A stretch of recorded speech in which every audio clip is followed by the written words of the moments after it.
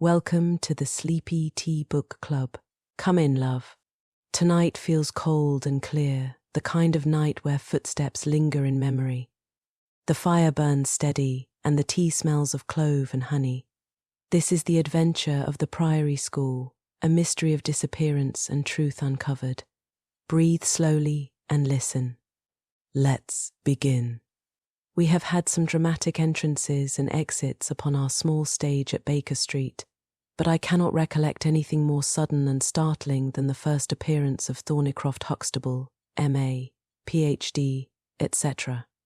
His card, which seemed too small to carry the weight of his academic distinctions, preceded him by a few seconds, and then he entered himself so large, so pompous, and so dignified that he was the very embodiment of self-possession and solidity. And yet his first action when the door had closed behind him was to stagger against the table, whence he slipped down upon the floor, and there was that majestic figure prostrate and insensible upon our bearskin hearthrug. We had sprung to our feet, and for a few moments we stared in silent amazement at this ponderous piece of wreckage, which told of some sudden and fatal storm far out on the ocean of life. Then Holmes hurried with a cushion for his head, and I with brandy for his lips. The heavy white face was seamed with lines of trouble. The hanging pouches under the closed eyes were leaden in colour. The loose mouth drooped dolorously at the corners. The rolling chins were unshaven. Collar and shirt bore the grime of a long journey, and the hair bristled unkempt from the well-shaped head. It was a sorely stricken man who lay before us. "What is it, Watson?" asked Holmes.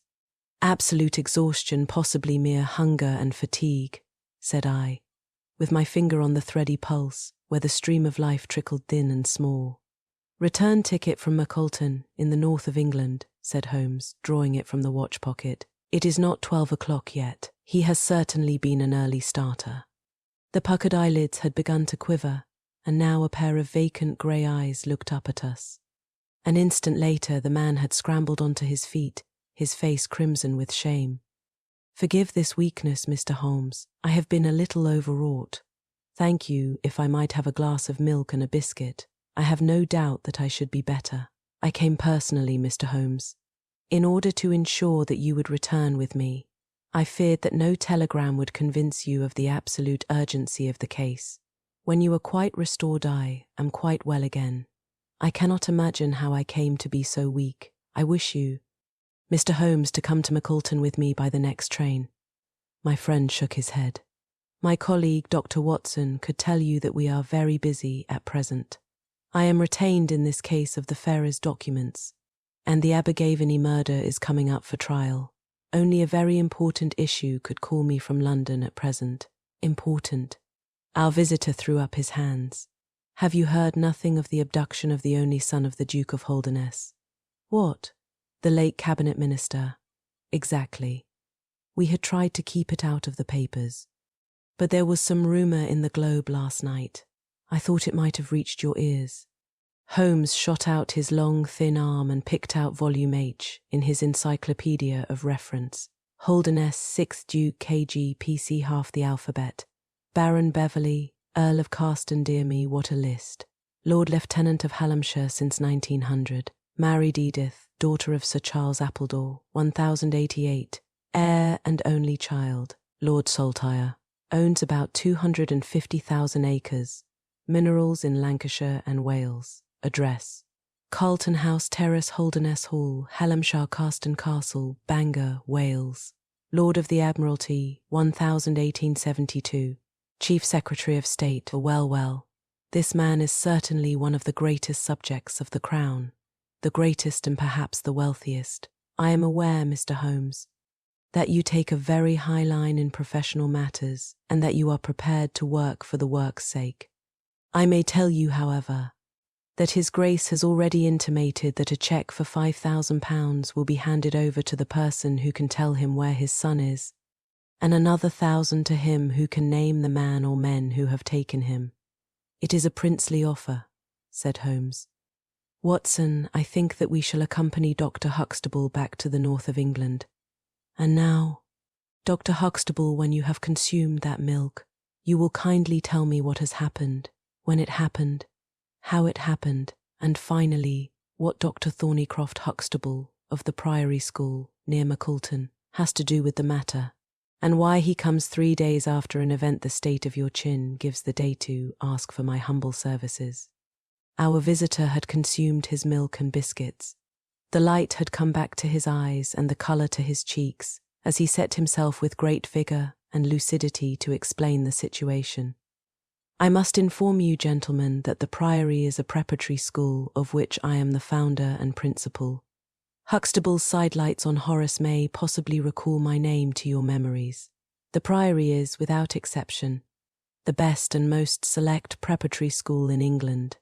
Lord Leverstoke, the Earl of Blackwater, Sir Cathcart Soames, they all have entrusted their sons to me, but I felt that my school had reached its zenith when, weeks ago, the Duke of Holderness sent Mr. James Wilder, his secretary, with intimation that young Lord Saltire, 10 years old, his only son and heir, was about to be committed to my charge. Little did I think that this would be the prelude to the most crushing misfortune of my life. On May 1st the boy arrived, that being the beginning of the summer term. He was a charming youth, and he soon fell into our ways. I may tell you I trust that I am not indiscreet, but half-confidences are absurd in such a case that he was not entirely happy at home. It is an open secret that the Duke's married life had not been a peaceful one, and the matter had ended in a separation by mutual consent, the Duchess taking up her residence in the south of France. This had occurred very shortly before, and the boy's sympathies are known to have been strongly with his mother. He moped after her departure from Holderness Hall, and it was for this reason that the Duke desired to send him to my establishment.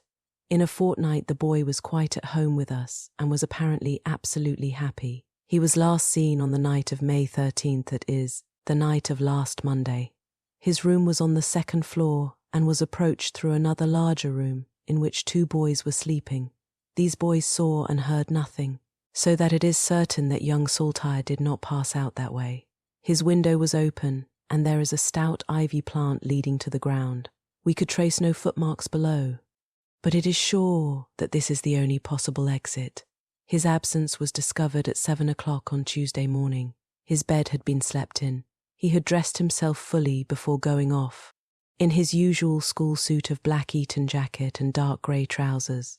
There were no signs that anyone had entered the room, and it is quite certain that anything in the nature of cries or a struggle would have been heard, since Caunter, the elder boy in the inner room, is a very light sleeper. When Lord Saltire's disappearance was discovered, I at once called a roll of the whole establishment, boys, masters, and servants. It was then that we ascertained that Lord Saltire had not been alone in his flight. Heidegger, the German master, was missing. His room was on the 2nd floor, at the farther end of the building, facing the same way as Lord Saltire's. His bed had also been slept in, but he had apparently gone away partly dressed, since his shirt and socks were lying on the floor. He had undoubtedly let himself down by the ivy, for we could see the marks of his feet where he had landed on the lawn. His bicycle was kept in a small shed beside this lawn, and it also was gone. He had been with me for 2 years, and came with the best references, but he was a silent, morose man, not very popular either with masters or boys. No trace could be found of the fugitives, and now, on Thursday morning, we are as ignorant as we were on Tuesday. Inquiry was, of course, made at once at Holderness Hall. It is only a few miles away, and we imagined that, in some sudden attack of homesickness, he had gone back to his father, but nothing had been heard of him. The Duke is greatly agitated, and, as to me, you have seen yourselves the state of nervous prostration to which the suspense and the responsibility have reduced me. Mr. Holmes, if ever you put forward your full powers, I implore you to do so now, for never in your life could you have a case which is more worthy of them. Sherlock Holmes had listened with the utmost intentness to the statement of the unhappy schoolmaster. His drawn brows and the deep furrow between them showed that he needed no exhortation to concentrate all his attention upon a problem which, apart from the tremendous interests involved, must appeal so directly to his love of the complex and the unusual. He now drew out his notebook and jotted down 1 or 2 memoranda. "You have been very remiss in not coming to me sooner," said he severely. You start me on my investigation with a very serious handicap. It is inconceivable, for example, that this ivy and this lawn would have yielded nothing to an expert observer. I am not to blame, Mr. Holmes. His Grace was extremely desirous to avoid all public scandal. He was afraid of his family unhappiness being dragged before the world. He has a deep horror of anything of the kind, but there has been some official investigation. Yes, sir, and it has proved most disappointing. An apparent clue was at once obtained. Since a boy and a young man were reported to have been seen leaving a neighbouring station by an early train. Only last night we had news that the couple had been hunted down in Liverpool, and they proved to have no connection whatever with the matter in hand. Then it was that in my despair and disappointment after a sleepless night, I came straight to you by the early train. I suppose the local investigation was relaxed while this false clue was being followed up. It was entirely dropped, so that 3 days have been wasted. The affair has been most deplorably handled. I feel it and admit it, and yet the problem should be capable of ultimate solution.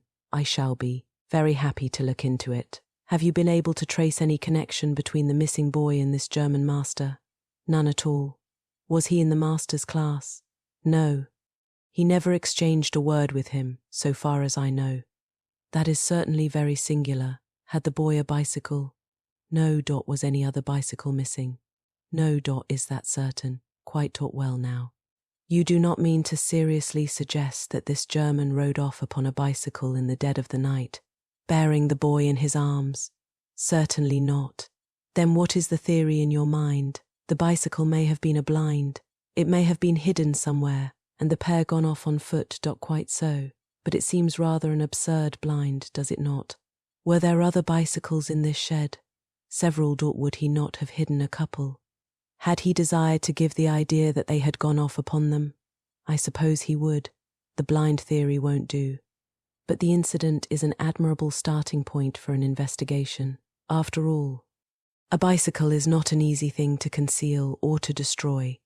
One other question. Did anyone call to see the boy on the day before he disappeared? No. Did he get any letters? Yes, one letter. From whom? From his father. Do you open the boy's letters? No. How do you know it was from the father? The coat of arms was on the envelope, and it was addressed in the Duke's peculiar stiff hand. Besides, the Duke remembers having written.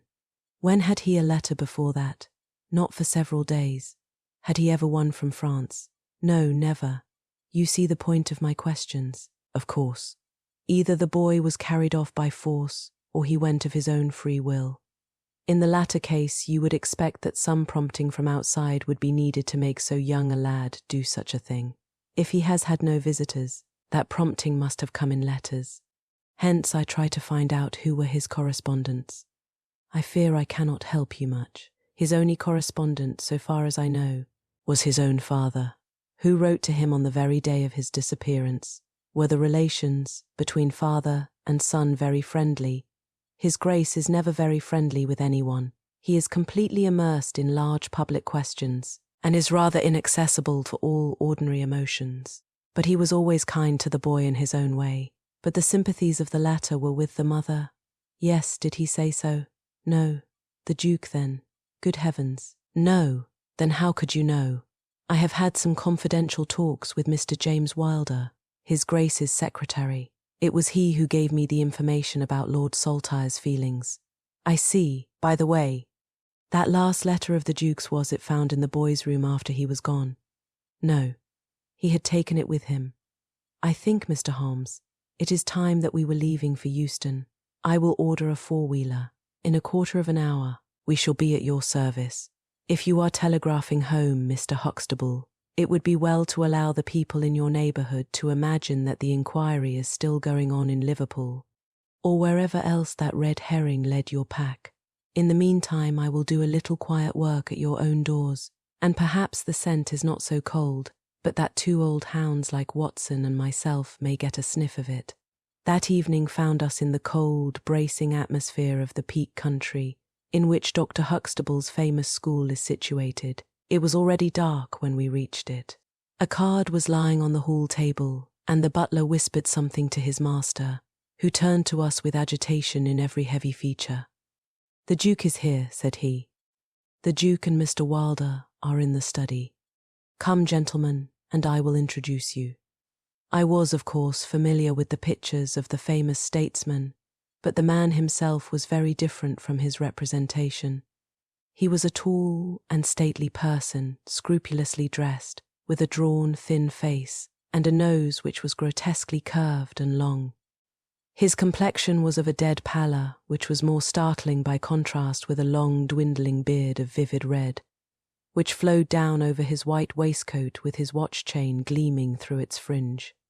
Such was the stately presence who looked stonily at us from the centre of Dr. Huxtable's hearthrug. Beside him stood a very young man whom I understood to be Wilder, the private secretary.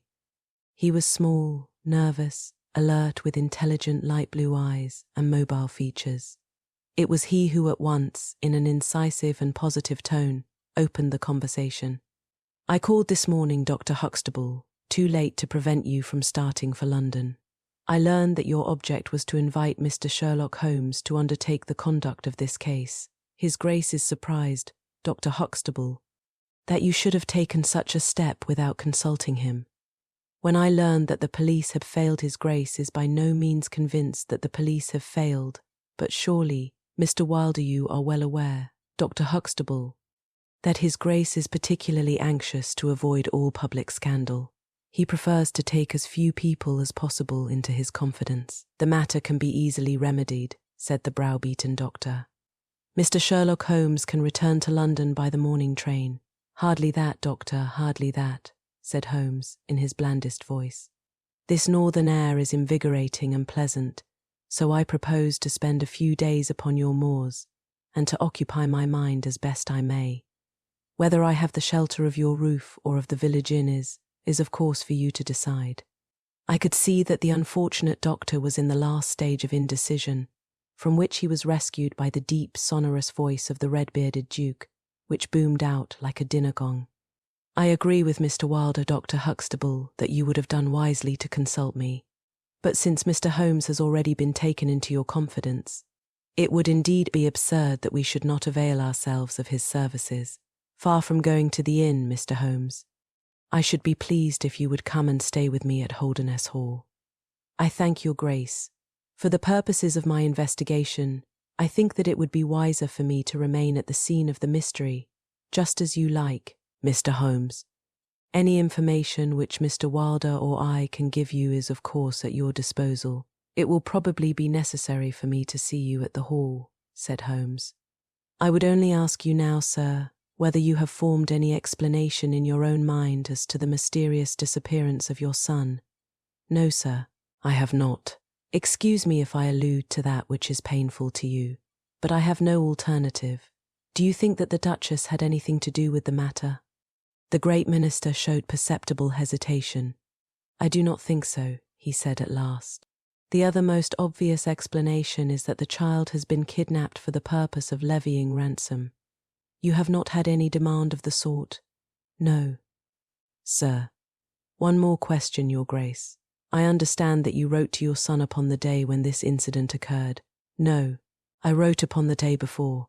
"Exactly, but he received it on that day?" "Yes." "Was there anything in your letter which might have unbalanced him or induced him to take such a step?" "No, sir, certainly not. Did you post that letter yourself?" The nobleman's reply was interrupted by his secretary, who broke in with some heat. "His Grace is not in the habit of posting letters himself," said he. "This letter was laid with others upon the study table, and I myself put them in the post-bag. You are sure this one was among them?"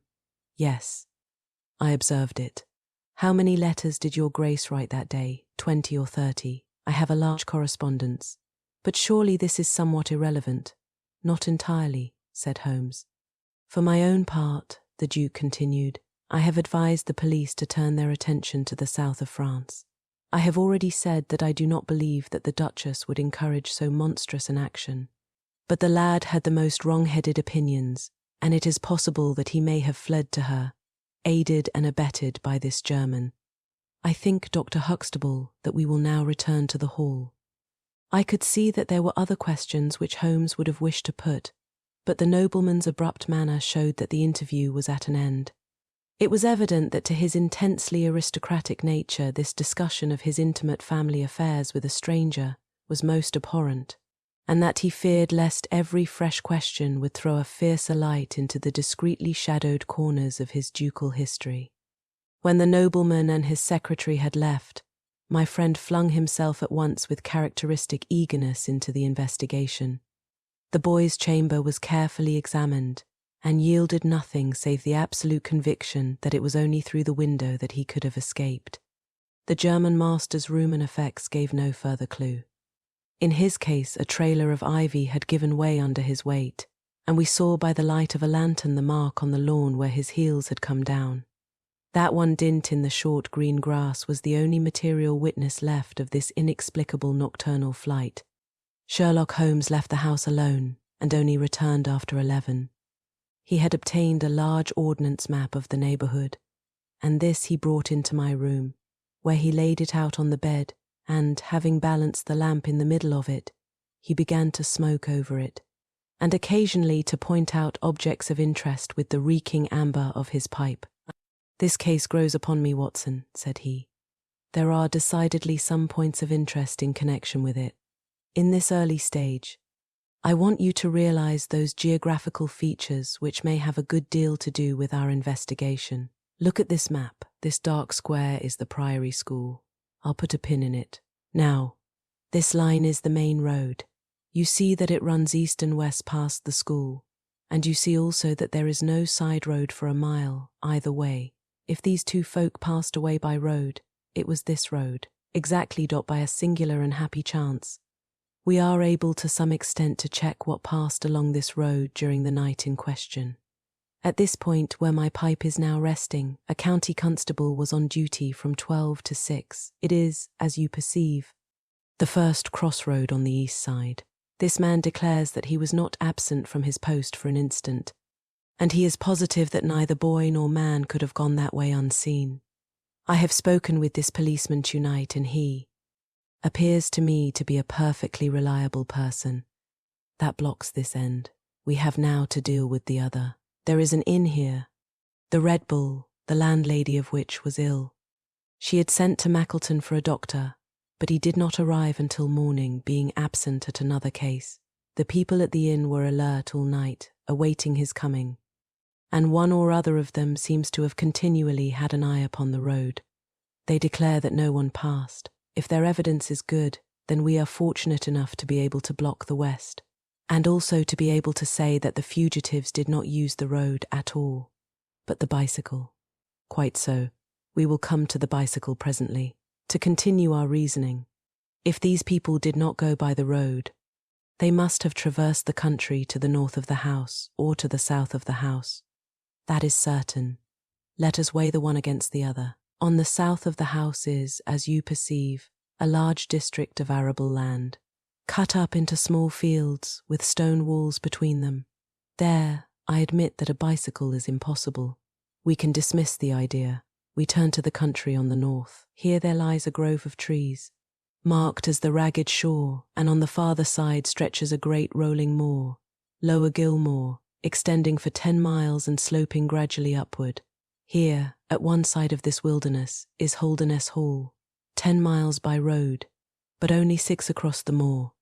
It is a peculiarly desolate plain. A few more farmers have small holdings where they rear sheep and cattle. Except these, the plover and the curlew are the only inhabitants until you come to the Chesterfield High Road. There is a church there, you see, a few cottages, and an inn.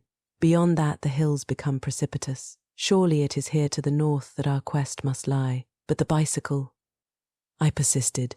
Well, said Holmes impatiently. A good cyclist does not need a high road. The moor is intersected with paths, and the moon was at the full. Halloa! What is this? There was an agitated knock at the door, and an instant afterwards Dr. Huxtable was in the room. In his hand he held a blue cricket cap with a white chevron on the peak. At last we have a clue, he cried. Thank heaven. At last we are on the dear boy's track. It is his cap. Where was it found? In the van of the gypsies who camped on the moor. They left on Tuesday, today the police traced them down and examined their caravan. This was found. How do they account for it? They shuffled and lied, said that they found it on the moor on Tuesday morning. They know where he is, the rascals. Thank goodness they are all safe under lock and key. Either the fear of the law or the Duke's purse will certainly get out of them all that they know. So far so good, said Holmes, when the doctor had at last left the room. It at least bears out the theory that it is on the side of the Lower Gilmore that we must hope for results. The police have really done nothing locally, save the arrest of these gypsies. Look here, Watson. There is a watercourse across the moor. You see it marked here in the map. In some parts it widens into a morass. This is particularly so in the region between Holderness Hall and the school. It is vain to look elsewhere for tracks in this dry weather. But at that point there is certainly a chance of some record being left. I will call you early tomorrow morning, and you and I will try if we can throw some little light upon the mystery. The day was just breaking when I woke to find the long, thin form of Holmes by my bedside. He was fully dressed and had apparently already been out. I have done the lawn and the bicycle shed, said he. I have also had a rumble through the ragged shore. Now, Watson, there is cocoa ready in the next room. I must beg you to hurry, for we have a great day before us. His eyes shone, and his cheek was flushed with the exhilaration of the master workman who sees his work lie ready before him. A very different Holmes, this active, alert man, from the introspective and pallid dreamer of Baker Street. I felt as I looked upon that supple figure, alive with nervous energy, that it was indeed a strenuous day that awaited us. And yet it opened in the blackest disappointment. With high hopes we struck across the peaty, russet moor, intersected with 1,000 sheep paths, until we came to the broad, light green belt which marked the morass between us and Holderness. Certainly, if the lad had gone homeward, he must have passed this, and he could not pass it without leaving his traces. But no sign of him or the German could be seen. With a darkening face my friend strode along the margin, eagerly observant of every muddy stain upon the mossy surface. Sheep marks there were in profusion, and at one place, some miles down, cows had left their tracks, nothing more. Check number 1, said Holmes, looking gloomily over the rolling expanse of the moor. There is another morass down yonder, and a narrow neck between. Halloa, halloa, halloa, what have we here? We had come on a small black ribbon of pathway. In the middle of it, clearly marked on the sodden soil, was the track of a bicycle. Hurrah, I cried, we have it. But Holmes was shaking his head, and his face was puzzled and expectant rather than joyous. A bicycle certainly, but not the bicycle, said he. I am familiar with 42 different impressions left by tyres. This, as you perceive, is a Dunlop with a patch upon the outer cover. Heidegger's tyres were Palmer's, leaving longitudinal stripes. Aveling, the mathematical master, was sure upon the point. Therefore it is not Heidegger's track. The boys, then, possibly, if we could prove a bicycle to have been in his possession. But this we have utterly failed to do. This track, as you perceive, was made by a rider who was going from the direction of the school, or towards it. No, my dear Watson. The more deeply sunk impression is, of course, the hind wheel, upon which the weight rests.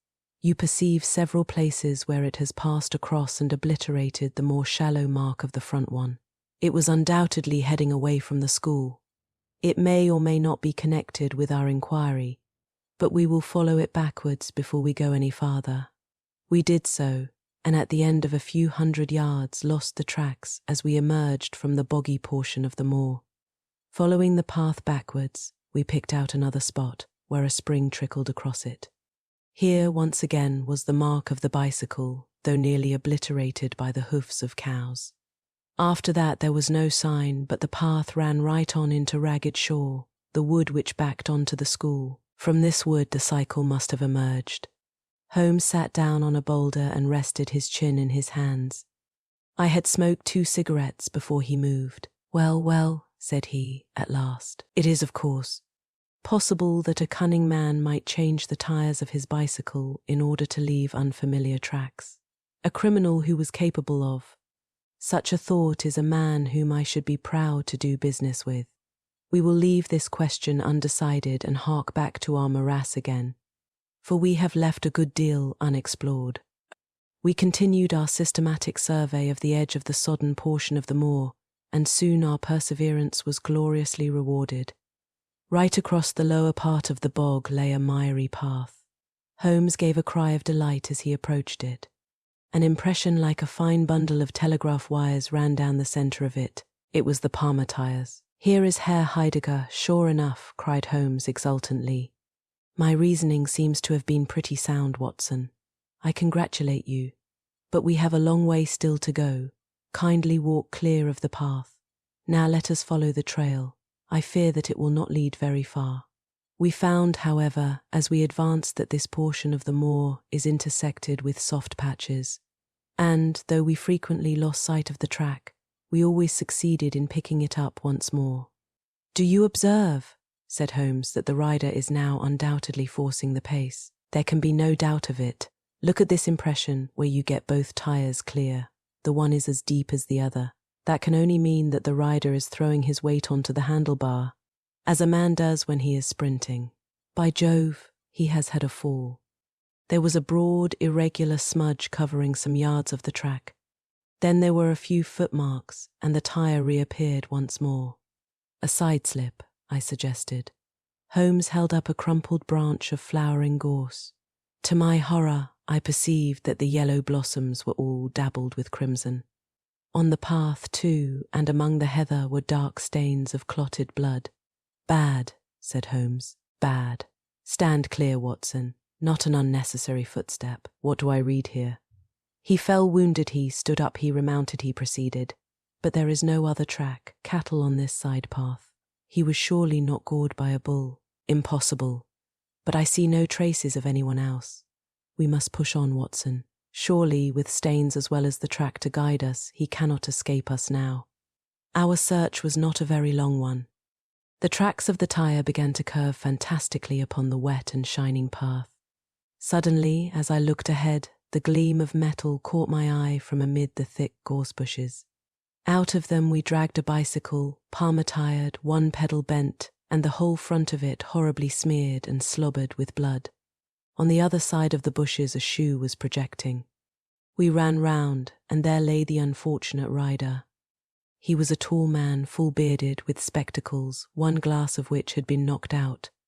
The cause of his death was a frightful blow upon the head, which had crushed in part of his skull. That he could have gone on after receiving such an injury said much for the vitality and courage of the man. He wore shoes, but no socks, and his open coat disclosed a nightshirt beneath it. It was undoubtedly the German master. Holmes turned the body over reverently and examined it with great attention. He then sat in deep thought for a time, and I could see by his ruffled brow that this grim discovery had not, in his opinion, advanced us much in our inquiry. "It is a little difficult to know what to do, Watson," said he at last. "My own inclinations are to push this inquiry on, for we have already lost so much time that we cannot afford to waste another hour. On the other hand, we are bound to inform the police of the discovery and to see that this poor fellow's body is looked after. I could take a note back, but I need your company and assistance. Wait a bit. There is a fellow cutting peat up yonder. Bring him over here, and he will guide the police." I brought the peasant across, and Holmes dispatched the frightened man with a note to Dr. Huxtable. "Now, Watson," said he, "we have picked up 2 clues this morning. One is the bicycle with the Palmer tire, and we see what that has led to. The other is the bicycle with the patch Dunlop. Before we start to investigate that, let us try to realize what we do know, so as to make the most of it, and to separate the essential from the accidental. First of all, I wish to impress upon you that the boy certainly left of his own free will. He got down from his window, and he went off, either alone or with someone, that is sure." I assented. "Well now, let us turn to this unfortunate German master. The boy was fully dressed when he fled, therefore he foresaw what he would do, but the German went without his socks. He certainly acted on very short notice. Undoubtedly, Doyle, why did he go? Because from his bedroom window He saw the flight of the boy because he wished to overtake him and bring him back. He seized his bicycle, pursued the lad, and in pursuing him met his death. So it would seem. Now I come to the critical part of my argument. The natural action of a man in pursuing a little boy would be to run after him. He would know that he could overtake him, but the German does not do so.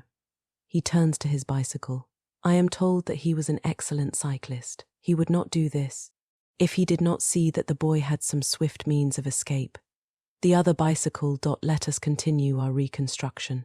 He meets his death 5 miles from the school, not by a bullet, mark you, which even a lad might conceivably discharge, but by a savage blow dealt by a vigorous arm.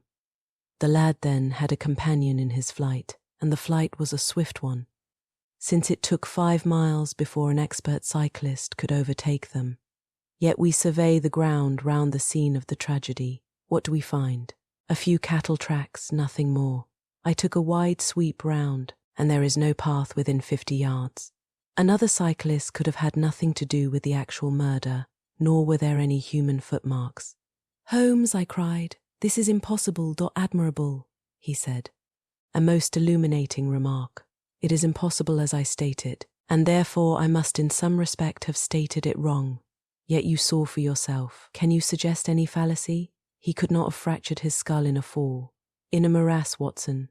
I am at my wit's end. Tut tut, we have solved some worse problems.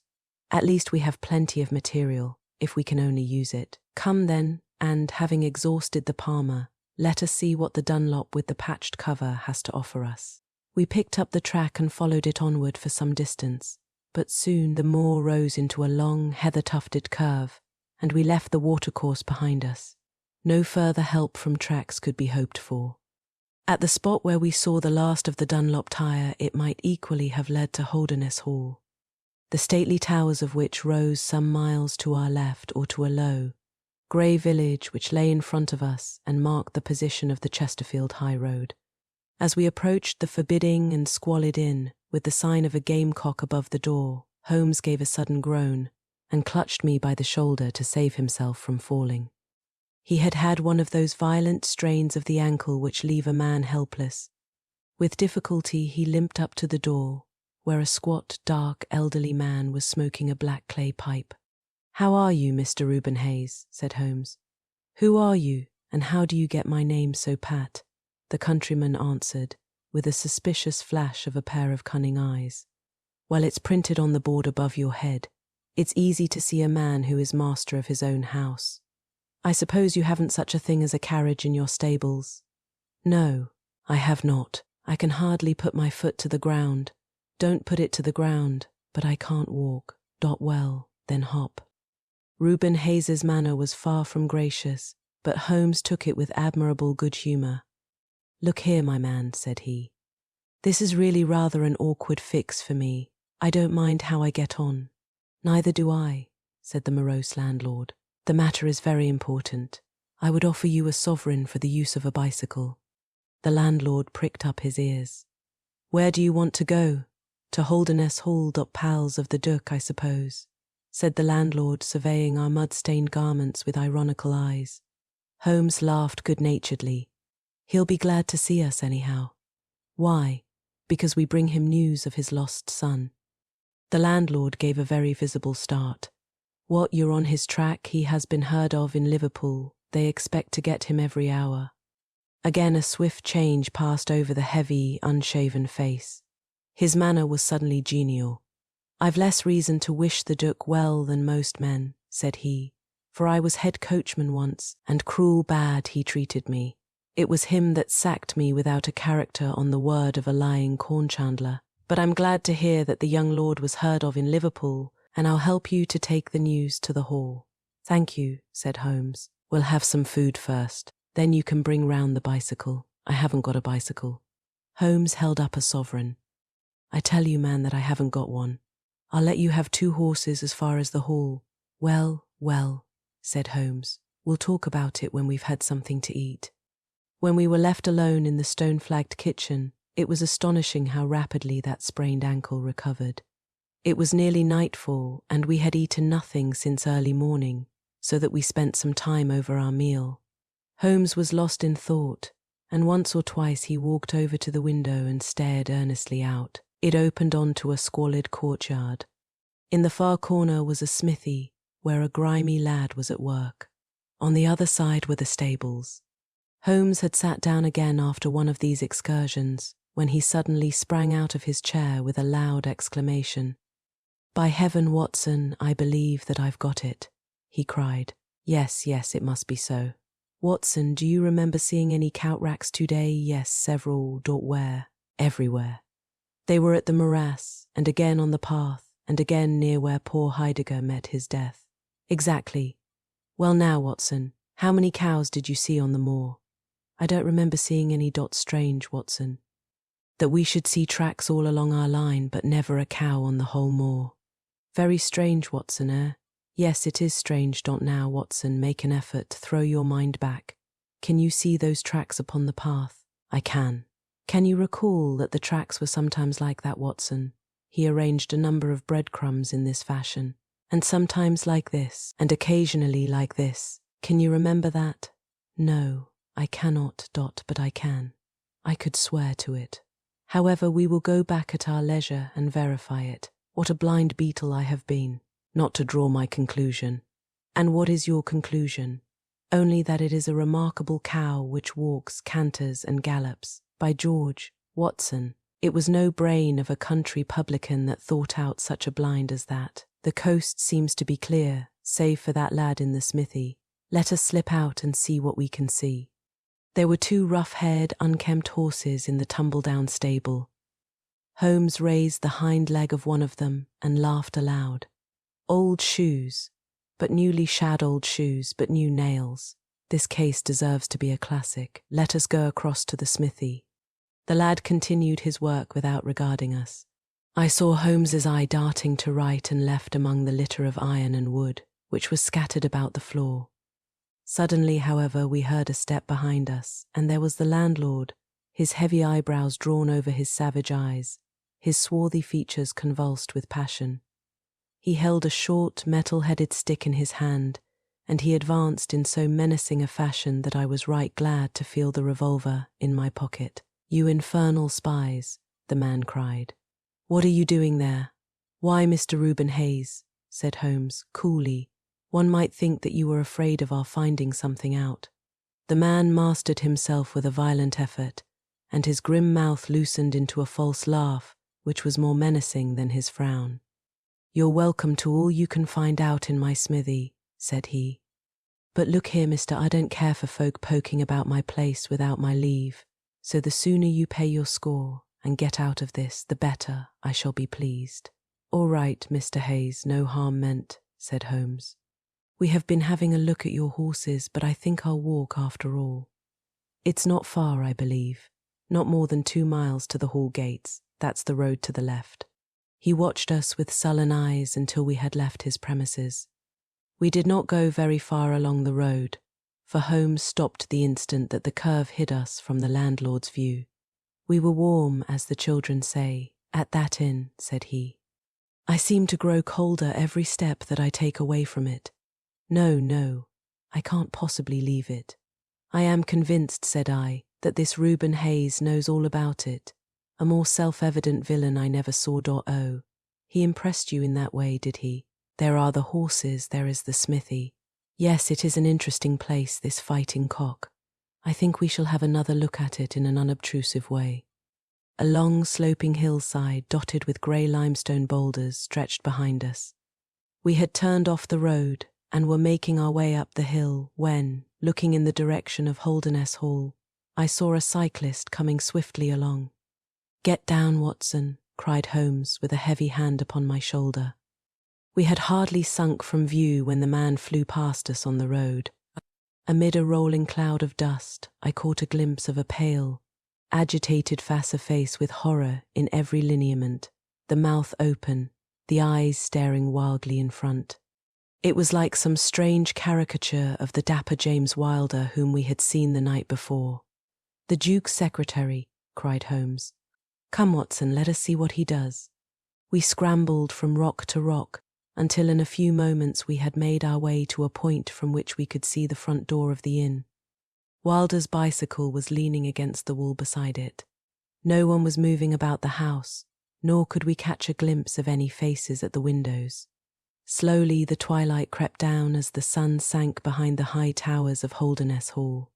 Then, in the gloom, we saw the 2 side lamps of a trap light up in the stable yard of the inn, and shortly afterwards heard the rattle of hoofs as it wheeled out into the road and tore off at a furious pace in the direction of Chesterfield. "What do you make of that, Watson?" Holmes whispered. "It looks like a flight. A single man in a dog cart, so far as I could see. Well, it certainly was not Mr. James Wilder, for there he is at the door." A red square of light had sprung out of the darkness. In the middle of it was the black figure of the secretary, his head advanced, peering out into the night. It was evident that he was expecting someone. Then at last there were steps in the road. A second figure was visible for an instant against the light, the door shut, and all was black once more. 5 minutes later, a lamp was lit in a room upon the first floor. "It seems to be a curious class of custom that is done by the Fighting Cock," said Holmes. "The bar is on the other side." "Quite so. These are what one may call the private guests. Now what in the world is Mr. James Wilder doing in that den at this hour of night? And who is the companion who comes to meet him there? Come, Watson, we must really take a risk and try to investigate this a little more closely." Together we stole down to the road and crept across to the door of the inn. The bicycle still leaned against the wall. Holmes struck a match and held it to the back wheel, and I heard him chuckle as the light fell upon a patched Dunlop tire. Up above us was the lighted window. "I must have a peep through that, Watson. If you bend your back and support yourself upon the wall, I think that I can manage." An instant later, his feet were on my shoulders, but he was hardly up before he was down again. "Come, my friend," said he. "Our day's work has been quite long enough. I think that we have gathered all that we can. It's a long walk to the school, and the sooner we get started the better." He hardly opened his lips during that weary trudge across the moor, nor would he enter the school when he reached it, but went on to Mackleton Station, whence he could send some telegrams.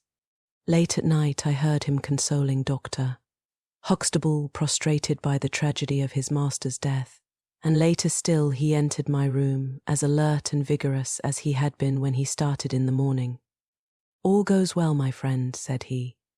"I promise that before tomorrow evening we shall have reached the solution of the mystery." At 11 o'clock next morning my friend and I were walking up the famous yew avenue of Holderness Hall. We were ushered through the magnificent Elizabethan doorway and into His Grace's study. There we found Mr. James Wilder demure and courtly, but with some trace of that wild terror of the night before still lurking in his furtive eyes and in his twitching features. "You have come to see His Grace? I am sorry, but the fact is that the Duke is far from well. He has been very much upset by the tragic news. We received a telegram from Dr. Huxtable yesterday afternoon, which told us of your discovery. I must see the Duke, Mr. Wilder, but he is in his room. Then I must go to his room. I believe he is in his bed. I will see him there." Holmes's cold and inexorable manner showed the secretary that it was useless to argue with him. "Very good, Mr. Holmes, I will tell him that you are here." After an hour's delay, the great nobleman appeared. His face was more cadaverous than ever, his shoulders had rounded, and he seemed to me to be an altogether older man than he had been the morning before. He greeted us with a stately courtesy and seated himself at his desk, his red beard streaming down on the table. "Well, Mr. Holmes," said he. But my friend's eyes were fixed upon the secretary, who stood by his master's chair. "I think, Your Grace, that I could speak more freely in Mr. Wilder's absence." The man turned a shade paler and cast a malignant glance at Holmes. "If Your Grace wishes, yes, you had better go. Now, Mr. Holmes, what have you to say?" My friend waited until the door had closed behind the retreating secretary. "The fact is, Your Grace," said he, "that my colleague, Dr. Watson, and myself had an assurance from Dr. Huxtable that a reward had been offered in this case. I should like to have this confirmed from your own lips." "Certainly, Mr. Holmes, did. Amounted, if I am correctly informed, to £5,000 to anyone who will tell you where your son is." "Exactly." and another 1,000 to the man who will name the person or persons who keep him in custody. Exactly. Under the latter heading is included, no doubt, not only those who may have taken him away, but also those who conspire to keep him in his present position. Yes, yes, cried the Duke, impatiently. If you do your work well, Mr. Sherlock Holmes, you will have no reason to complain of niggardly treatment. My friend rubbed his thin hands together with an appearance of avidity which was a surprise to me, who knew his frugal tastes. I fancy that I see your Grace's cheque-book upon the table, said he. I should be glad if you would make me out a cheque for £6,000. It would be as well, perhaps, for you to cross it. The Capital and Counties Bank, Oxford Street branch, are my agents. His Grace sat very stern and upright in his chair and looked stonily at my friend. Is this a joke, Mr. Holmes? It is hardly a subject for pleasantry. Not at all, Your Grace. I was never more earnest in my life. What do you mean? Then, I mean that I have earned the reward. I know where your son is, and I know some, at least, of those who are holding him. The Duke's beard had turned more aggressively red than ever against his ghastly white face. Where is he? He gasped. He is, or was last night, at the Fighting Cock Inn, about 2 miles from your park gate. The Duke fell back in his chair. And whom do you accuse? Sherlock Holmes's answer was an astounding one. He stepped swiftly forward and touched the Duke upon the shoulder. I accuse you, said he. And now, Your Grace, I'll trouble you for that cheque. Never shall I forget the Duke's appearance as he sprang up and clawed with his hands, like one who is sinking into an abyss. Then, with an extraordinary effort of aristocratic self-command, he sat down and sank his face in his hands. It was some minutes before he spoke. How much do you know? He asked at last, without raising his head. I saw you together last night. Does anyone else beside your friend know? I have spoken to no one. The Duke took a pen in his quivering fingers and opened his cheque-book. I shall be as good as my word, Mr. Holmes. I am about to write your cheque, however unwelcome the information which you have gained may be to me. When the offer was first made, I little thought the turn which events might take. But you and your friend are men of discretion, Mr. Holmes. I hardly understand your Grace. I must put it plainly, Mr. Holmes, if only you two know of this incident. There is no reason why it should go any farther. I think £12,000 is the sum that I owe you, is it not? But Holmes smiled and shook his head. I fear, Your Grace, that matters can hardly be arranged so easily. There is the death of this schoolmaster to be accounted for, but James knew nothing of that. You cannot hold him responsible for that. It was the work of this brutal ruffian whom he had the misfortune to employ. I must take the view, Your Grace, that when a man embarks upon a crime, he is morally guilty of any other crime which may spring from it. Morally, Mr. Holmes. No doubt you are right, but surely not in the eyes of the law. A man cannot be condemned for a murder at which he was not present, and which he loathes and abhors as much as you do.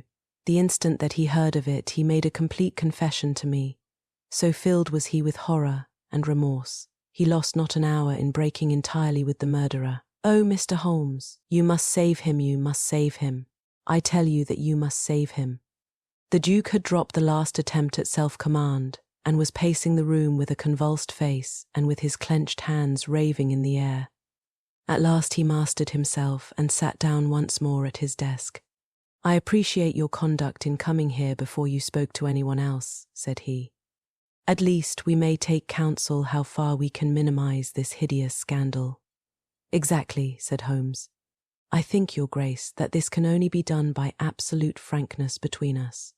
I am disposed to help Your Grace to the best of my ability, but, in order to do so, I must understand to the last detail how the matter stands. I realize that your words apply to Mr. James Wilder, and that he is not the murderer. No, the murderer has escaped. Sherlock Holmes smiled demurely. Your Grace can hardly have heard of any small reputation which I possess, or you would not imagine that it is so easy to escape me. Mr. Reuben Hayes was arrested at Chesterfield on my information at 11 o'clock last night. I had a telegram from the head of the local police before I left the school this morning. The Duke leaned back in his chair and stared with amazement at my friend. "You seem to have powers that are hardly human," said he. "So Reuben Hayes is taken? I am right glad to hear it, if it will not react upon the fate of James. Your secretary?" "No, sir, my son." It was Holmes's turn to look astonished. "I confess that this is entirely new to me, your grace. I must beg you to be more explicit. I will conceal nothing from you. I agree with you that complete frankness, however painful it may be to me, is the best policy in this desperate situation to which James's folly and jealousy have reduced us. When I was a very young man, Mr. Holmes, I loved with such a love as comes only once in a lifetime. I offered the lady marriage, but she refused it on the grounds that such a match might mar my career. Had she lived, I would certainly never have married anyone else. She died, and left this one child, whom for her sake I have cherished and cared for. I could not acknowledge the paternity to the world, but I gave him the best of educations, and since he came to manhood I have kept him near my person. He surmised my secret, and has presumed ever since upon the claim which he has upon me, and upon his power of provoking a scandal which would be abhorrent to me. His presence had something to do with the unhappy issue of my marriage. Above all, he hated my young legitimate heir from the first with a persistent hatred. You may well ask me why, under these circumstances, I still kept James under my roof. I answer that it was because I could see his mother's face in his, and that for her dear sake there was no end to my long suffering. All her pretty ways too, there was not one of them which he could not suggest and bring back to my memory. I could not send him away. But I feared so much lest he should do Arthur, that is, Lord Saltire, a mischief, that I dispatched him for safety to Dr. Huxtable's school.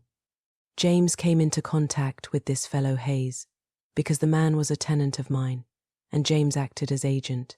The fellow was a rascal from the beginning, but, in some extraordinary way, James became intimate with him. He had always a taste for low company. When James determined to kidnap Lord Saltire, it was of this man's service that he availed himself. You remember that I wrote to Arthur upon that last day. Well, James opened the letter and inserted a note asking Arthur to meet him in a little wood called the Ragged Shaw, which is near to the school. He used the Duchess's name, and in that way got the boy to come. That evening James bicycled Overy. I'm telling you what he has himself confessed to me, and he told Arthur, whom he met in the wood, that his mother longed to see him, that she was awaiting him on the moor, and that if he would come back into the wood at midnight he would find a man with a horse who would take him to her. Poor Arthur fell into the trap. He came to the appointment and found this fellow Hayes with a led pony. Arthur mounted, and they set off together. It appears, though, this James only heard yesterday that they were pursued, that Hayes struck the pursuer with his stick, and that the man died of his injuries. Hayes brought Arthur to his public house, the Fighting Cock, where he was confined in an upper room under the care of Mrs. Hayes, who is a kindly woman, but entirely under the control of her brutal husband. Well, Mr. Holmes, that was the state of affairs when I first saw you 2 days ago. I had no more idea of the truth than you. You will ask me what was James's motive in doing such a deed, I answer that there was a great deal which was unreasoning and fanatical in the hatred which he bore my heir. In his view he should himself have been heir of all my estates, and he deeply resented those social laws which made it impossible. At the same time he had a definite motive also. He was eager that I should break the entail, and he was of opinion that it lay in my power to do so. He intended to make a bargain with me to restore Arthur, if I would break the entail, and so make it possible for the estate to be left to him by will. He knew well that I should never willingly invoke the aid of the police against him. I say that he would have proposed such a bargain to me, but he did not actually do so, for events moved too quickly for him, and he had not time to put his plans into practice. What brought all his wicked scheme to wreck was your discovery of this man Heidegger's dead body. James was seized with horror at the news. It came to us yesterday, as we sat together in this study. Dr. Huxtable had sent a telegram. James was so overwhelmed with grief and agitation that my suspicions, which had never been entirely absent, rose instantly to a certainty, and I taxed him with the deed. He made a complete voluntary confession. Then he implored me to keep his secret for 3 days longer, so as to give his wretched accomplice a chance of saving his guilty life. I yielded as I have always yielded to his prayers. And instantly James hurried off to the Fighting Cock to warn Hayes and give him the means of flight. I could not go there by daylight without provoking comment, but as soon as night fell, I hurried off to see my dear Arthur. I found him safe and well, but horrified beyond expression by the dreadful deed he had witnessed. In deference to my promise, and much against my will, I consented to leave him there for 3 days, under the charge of Mrs. Hayes, since it was evident that it was impossible to inform the police where he was without telling them also who was the murderer, and I could not see how that murderer could be punished without ruin to my unfortunate James.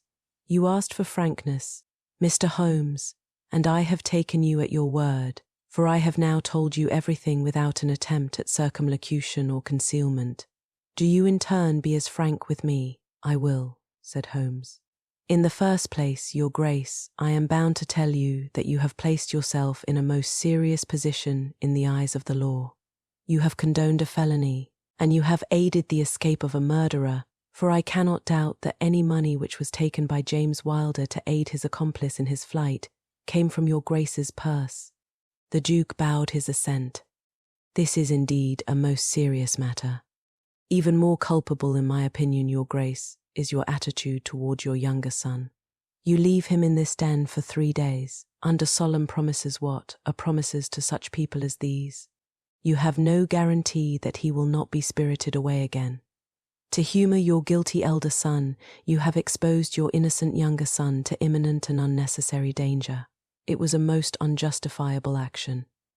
The proud Lord of Holderness was not accustomed to be so rated in his own ducal hall. The blood flushed into his high forehead, but his conscience held him dumb. I will help you, but on one condition only. It is that you ring for the footman and let me give such orders as I like. Without a word, the Duke pressed the electric bell. A servant entered.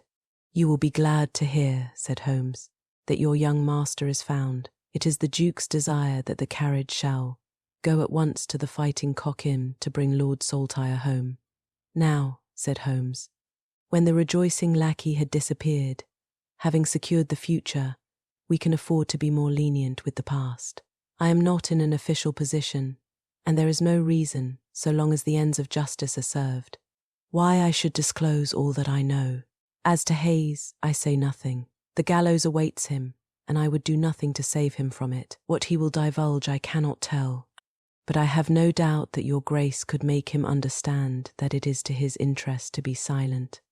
From the police point of view, he will have kidnapped the boy for the purpose of ransom.